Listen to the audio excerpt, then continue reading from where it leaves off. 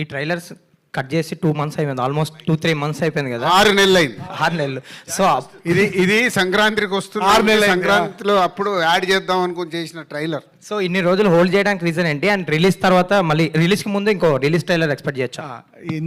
యాక్చువల్గా దీన్ని హోల్డ్ చేయడానికి కారణం ఏంటంటే అండి, ఈరోజు ఎవరో రాశారు, యాక్చువల్లీ దట్ ఈస్ రైట్ అండి. నాకు ఈ సినిమాని టీజర్ ఇవ్వాలని లేకుండే అండి. రాజుగారు అడిగారు టీజర్, నేను టీజర్ ఇవ్వలేదండి ఈ సినిమాకి. తర్వాత నేను సాంగ్ ఇవ్వలేదండి. I just want to come with the trailer from the beginning. నాకు ఈ సినిమా ప్రమోషన్ ట్రైలర్తో మొదలెట్టాలని ఉంది. నేను యాక్చువల్లీ ఎవరిది మేము ఎలాంటి ప్రమోషన్ చేయలేదు. This is the first promotion. Actually Laya garu వస్తున్నారు, వెల్కమ్ లయ గారు అని కానీ, సప్తమి గురించి కానీ, స్వసిక గారి గురించి కానీ ఎవరి గురించి వెళ్ళలేదు. ఎందుకు వేయలేదని అంటే, నా సినిమా జరుగుతున్నప్పుడు హీరో గారు వేరే సినిమాలు జరుగుతున్నాయి, అవి రిలీజ్ అవుతున్నాయి ముందు. I don't want to collide my promotion with the other films. అందువరకు నేను చేయలేదు. ప్లస్ మా రిలీజ్ డేట్ తెలియకుండా నేను ట్రైలర్ ఇవ్వనని చెప్పాను. రిలీజ్ డేట్ నాకు కన్ఫామ్గా తెలిస్తేనే నేను ట్రైలర్ ఇస్తానన్నాను. నా రిలీజ్ డేట్ కన్ఫామ్ అయిన తర్వాత మీకు ట్రైలర్ వచ్చింది. డెఫినెట్గా ఇంకో ట్రైలర్ ఇస్తానండి. ఈ సినిమాలో చాలా ట్రైలర్ కట్ చేసుకున్నంత కంటెంట్ ఉంది.